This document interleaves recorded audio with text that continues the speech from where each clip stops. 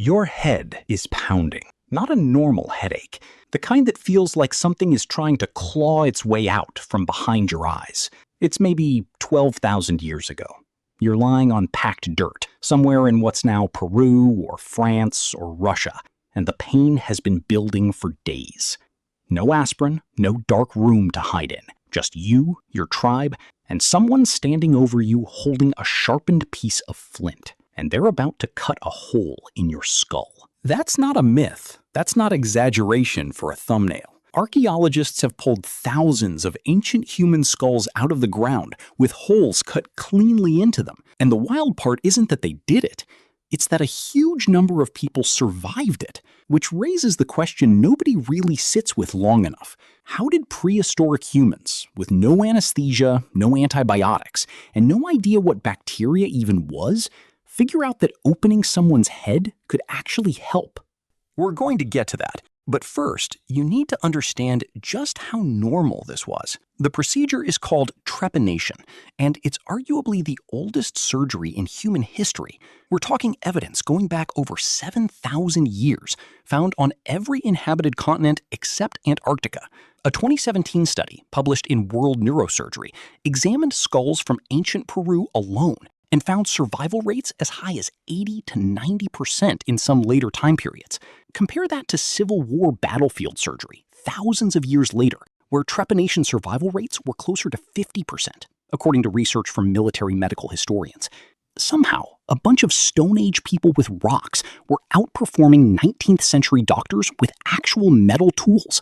Let that sink in for a second. So why would anyone think drilling a hole in someone's head was a good idea for a headache?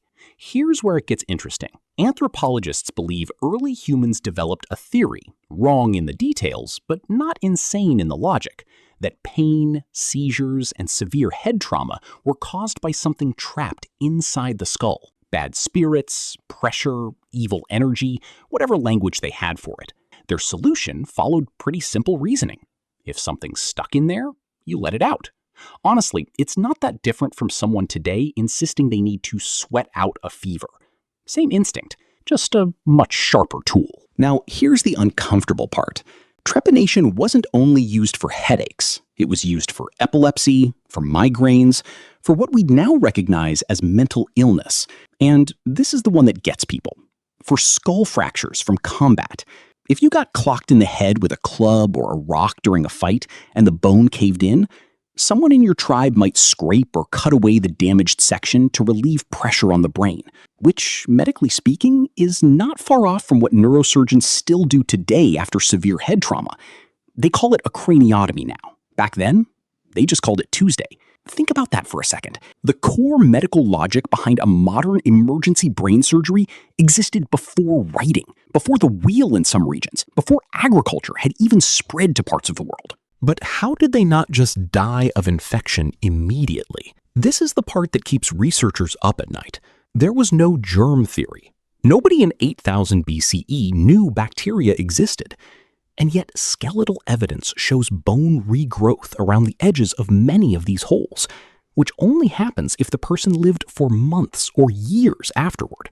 Some skulls even show multiple separate trepanation scars, meaning the same person went through it more than once and survived long enough to need it again. Whoever this guy was, he clearly wasn't easily discouraged. Researchers studying sites in pre-Incan Peru found that many practitioners used obsidian blades, which are actually sharper at a microscopic level than modern surgical steel. Sharper edges mean cleaner cuts, less tissue damage, and lower infection risk.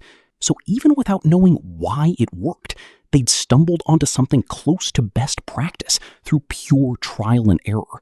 Generation after generation, quietly refining a technique nobody had the science to explain.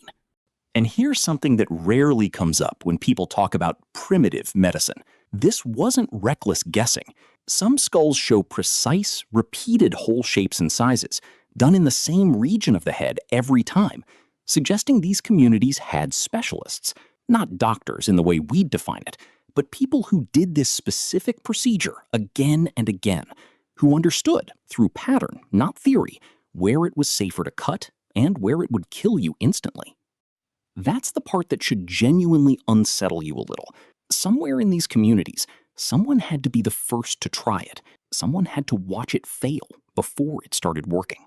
So back to the original question, the one sitting quietly since the start of this video. Did it actually help with headaches? Here's the honest, slightly unsatisfying answer. Probably not in the way they thought. Modern medicine has no evidence that releasing trapped pressure cures migraines caused by blood vessel inflammation or tension. But for headaches caused by actual physical trauma, bleeding under the skull, swelling from an injury, relieving that pressure absolutely can save your life.